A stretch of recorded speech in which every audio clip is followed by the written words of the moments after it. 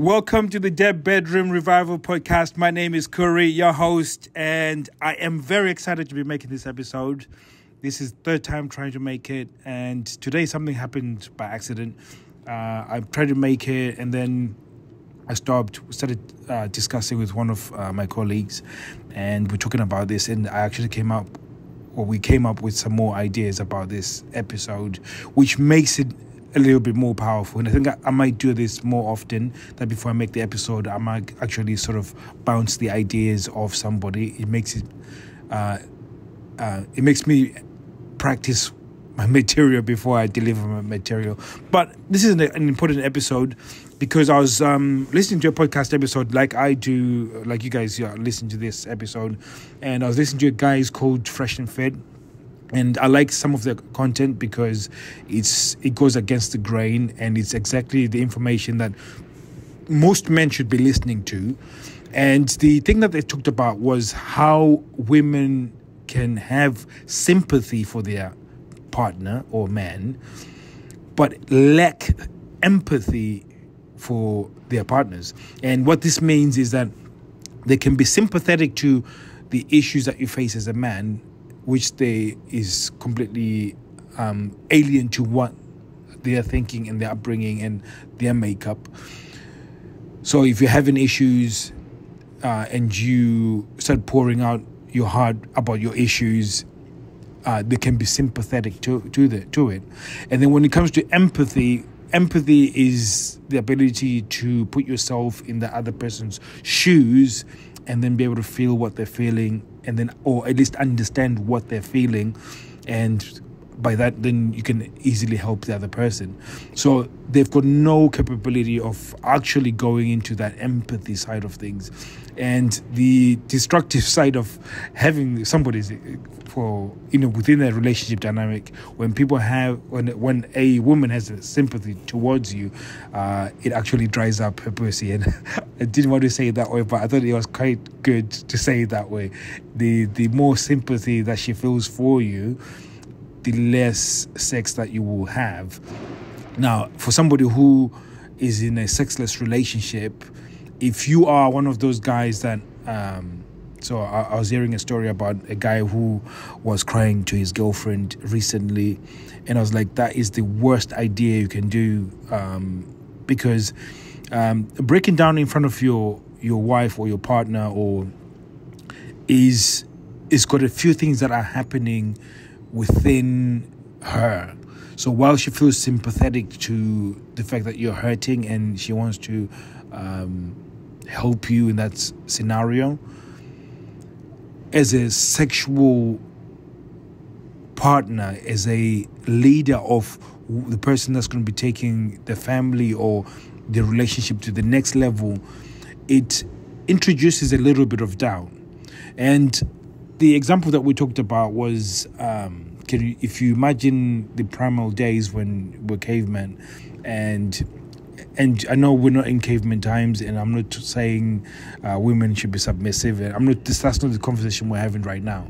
But if you think about the idea of this woman who's looking after children within the village, and the man has gone out to go and look for animals for people to eat. And then he came back and he said, I tried to hunt animals and they all ran away, and I'm so depressed about it, and there's nothing I could do, and I'm such a failure, and the expectation of me feeding you with protein is too much for me to bear. So, I'm so depressed. And I mean, you get the gist of where I'm going with this. That if you are bringing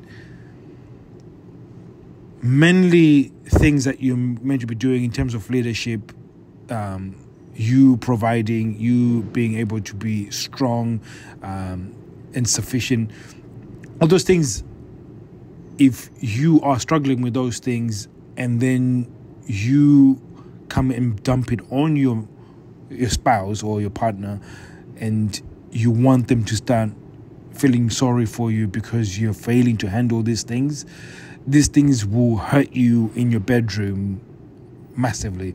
And if you are in a sexless relationship, some of you are already thinking about this and you're already seeing where things might have gone wrong. Now, I'm not saying you should never be vulnerable. I'm not saying you should never talk to someone about the issues that you're going through. When you're talking about those issues and the things that you're going through, you have to talk to them, to your friends, male friends, who can be empathetic to what you're talking about, who can understand the exact struggle that you're going through, and especially males that are older than you, that have seen a little bit more life than you. And if you don't have males like that, you need to have people that can speak into your life and advise you. So I would like to listen to a 50-year-old man's advice on marriage, because he's lived longer than I have. He's been married for a longer period than I have. When it comes to business, I want to listen to a millionaire, for instance, for business advice. And it's one of those things that you want to somebody who can be empathetic to your situation, because you're going to get a better outcome in terms of resolving it when you can speak to somebody who can be empathetic to your situation. But if you are in a situation where you are looking for sympathy, because there's some scenarios where guys feel like if they can cause the girl to feel sympathy, that will increase her love towards you, or that will increase a desire for you. And I remember this story of one of my nephews. This girl was breaking up with him, so he felt the only way he could get her back was to make himself feel sick. And he told her that, I'm going to go to the hospital, and I'm now in a place where I'm very, very, very ill. And really what he wanted was to feel sympathy and then take him back. She didn't take him back.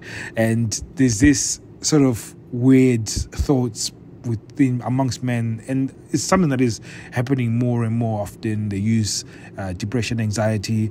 They use all these words that will invoke feelings of sympathy, and then hope that in turn will either turn into sexual attraction, or will turn into them loving them more, admiring them more. And that is completely the opposite thing. It actually turns off some of those things. And you're probably saying, well, mental health is an issue. I struggle with it. And who are you to tell me what to feel and how to deal with things? And I completely get that. And I've suffered with depression at times. I've suffered with anxiety at times. And there's certain coping mechanisms that you can actually deal with it. And for a large period of time, when I had those issues, I actually didn't deal with them properly. Whether it was I would get addicted to certain things, whether it was I would try and numb myself by watching a lot of Netflix. I would try and numb myself by eating very unhealthy food, or I would numb myself with porn or masturbation, things like that. That is quite destructive. And some people have gone to the point where they've gone to the doctor, got medication, and all of that are ways of coping with it. But some of the things that, if you start really thinking about it and really breaking it down, it's behaviors that have got you to this point. So one of these guys was telling me about a guy who lost his job, and because he lost a job that he loved, he went into a depressive state. And I totally get that. But it was a series of events that he had manufactured because he just did not prioritize or just didn't have men in his life that could speak to him and say, you probably need to do this. And it came down to this scenario where I was saying to him that for every man, you need to have goals. You need to have something that you're chasing that's beyond you. So, for instance, if you were earning a certain amount and you wanted to increase your income, this is one of the things that really causes men depression and causes men a lot of pain. The fact that they don't have the capacity to compete in a very competitive male-dominant world. So because there's hierarchy within that world, sometimes it's easy to feel like you're a complete loser. But you can actually change from being a loser to a winner. And there's certain steps that you need to take in order to do that. So one of those steps would be for you to actually set out goals. And whether it's, for example, I'm going to earn more money.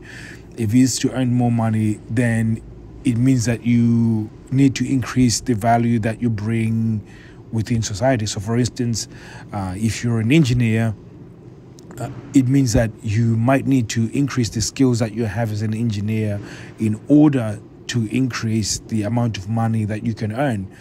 So, and it could be with any industry, any place. The advice I normally give to people is, if you wanted to get yourself to a new position where you want to earn a specific amount of money. So I was speaking to one of my friends, and he was like, I really don't know where I want to go with my life. And I said, in the best way of really wanting to know where to go with your life is think about where you want to be in 5 years. So he says he wants to be making 100 grand at least. And I said, so who do you know, or in the industry that you're working, who's making 100 grand? And said, well, I know several people. And I said, well, those are the people that you need to follow. Those are the people that you need to try and find out what they've done in order to get to that place. And when you can find out what they've done, what you find is that there's a series of lists or things that you might need to be doing. So whether it's studying, whether it's, being disciplined to be doing something, but there's a specific list of things that you need to be doing. When you get that list, you need to prioritize what is the most important thing, or the thing that you need to change the most. What are the things that you might need help to change in order to fulfill in that list? And there's certain things, processes that you can put into place. Now, I'm just going into the minutia or technical bits of how you can actually start doing this. But what you'll find is that when you have a goal that you're going through and you're hitting all these goals, you will find that you will not have those bad days where you're feeling depressed or anxious, because you're moving forward. The other bit was training. So that's one of the things that changed for me as well.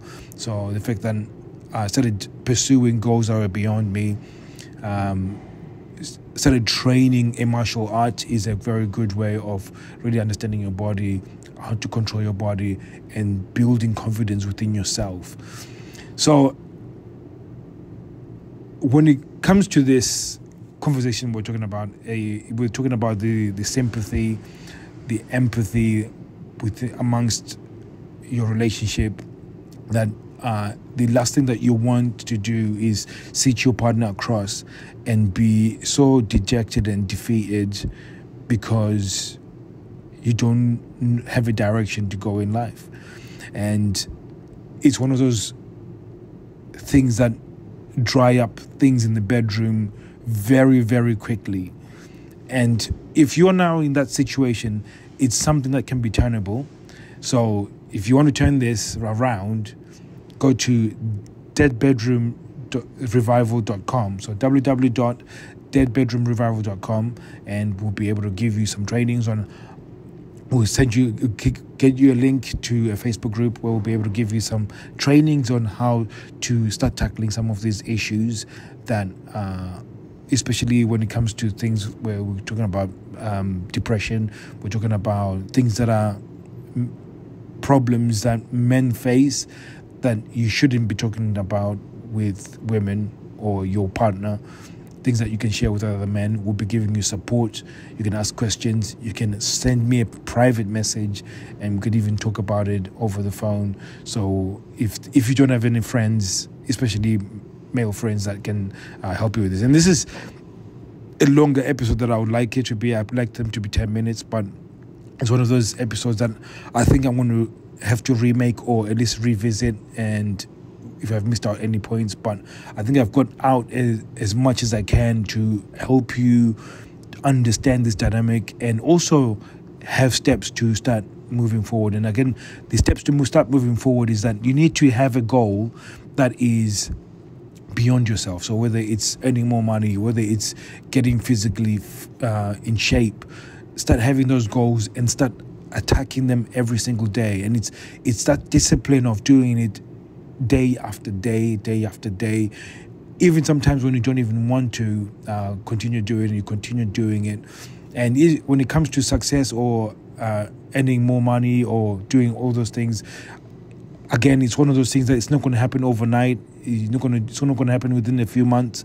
It might take you years, but it's just that consistency of putting yourself out there and really moving the pin forward. I can guarantee you that level of focus makes you into a better leader within your relationship, makes you extremely attractive to your partner because you've got direction, you know where you're going, you are decisive, and it starts ingraining really amazing characteristics within you that will make you extremely attractive. So I'm really excited to have made this episode, and I hope you've taken away some valuable lessons that are going to make you attractive and your partner all wet and want to throw you on the bed and just fuck the brains out of you. So I hope that is something that excites you and something that you can actually happen to you because you've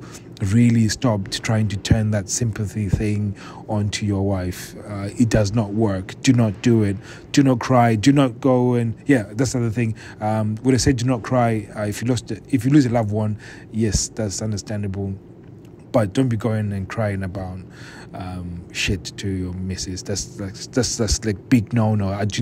Do not go and cry in front of her for anything that's not a death of a loved one. Go and cry to your friends that are males. Go and speak to people that are older than you, that have lived life beyond your years. Go to somebody else that is a male that will be empathetic to your situation. That's what you need. And again, my name is Corey, your host.